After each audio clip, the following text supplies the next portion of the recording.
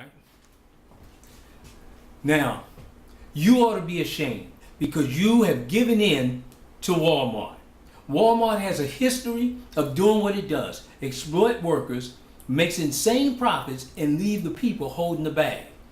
I was reading this article in the Washington Post where Walmart says it's going to pull out of DC if indeed we mandate a living wage.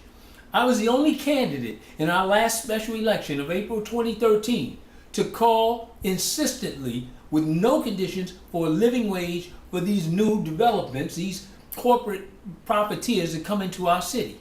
We had a city council who got paid. Muriel Bowser one, Michael Brown was another one, and took money from Walmart to bring 6 Walmarts into our city. No other urban center has ever been inundated with that many Walmarts. You ought to be angry. You ought to be angry at the people you keep voting for who will not take care of the citizens of this city. Walmart is the richest corporation on earth.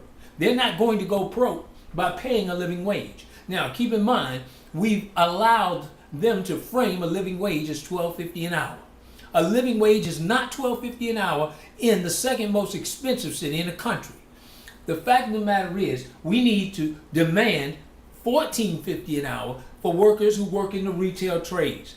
That's a living wage, or at least something close to. $12.50 in the Large Retailer Accountability Act is robbery, but it is, of course, acceptable to our council. Now, we have council members like Yvette Alexander who are saying jobs, jobs, jobs. Well, look, during slavery, everyone had a job. So just having a job is not enough.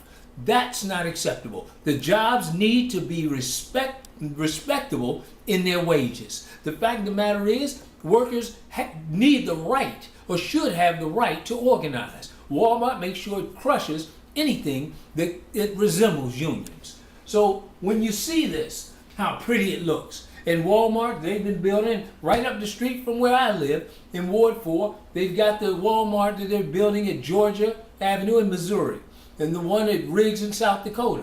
Well, factually speaking, this is the deal. That if Walmart chooses to pull out those projects that had already started, so what? There are other retailers who will come in and take that place and will pay a living wage and will respect DC residents. The fact of the matter is, don't let Walmart bully you. Don't go for the fear mongering that Walmart puts in you, and stop electing those council people who disrespect your personhood.